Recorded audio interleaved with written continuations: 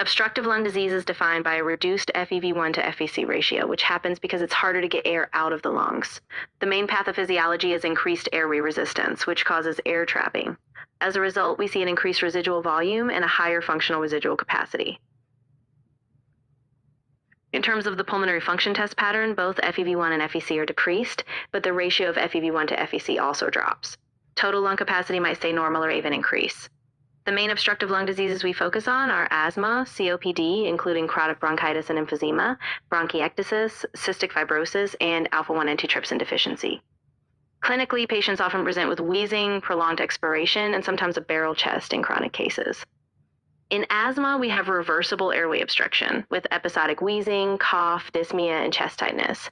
Pathologically, you see smooth muscle hypertrophy, mucus plugging, eosinophils, and specific markers like Kirschmann spirals and Charcot-Lépin. Treatment includes short-acting beta agonists like albuterol for acute relief and inhaled corticosteroids for maintenance. A high-yield pearl in severe attacks, a normal or high PaCO2 could mean impending respiratory failure. Chronic bronchitis, a form of COPD, is defined by a productive cough for at least 3 months and 2 consecutive years.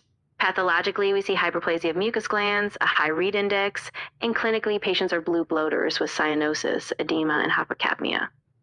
Emphysema, another form of COPD, is a pink puffer. Patients have dyspnea, weight loss, and a barrel chest, along with increased lung compliance. Alpha-1 antitrypsin deficiency is a genetic condition where elastase is unopposed, leading to early onset emphysema, often in young adults, and sometimes with liver disease.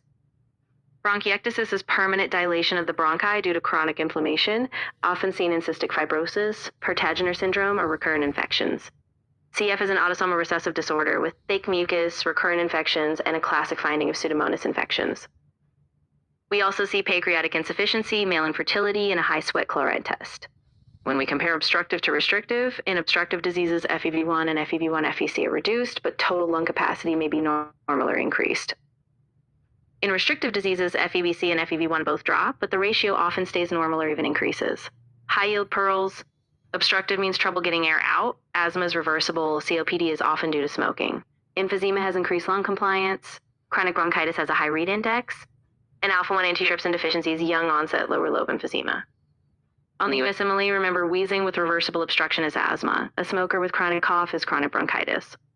Dyspnea with a barrel chest is emphysema. So a young patient with emphysema plus liver disease makes you think of alpha-1 antitrypsin deficiency.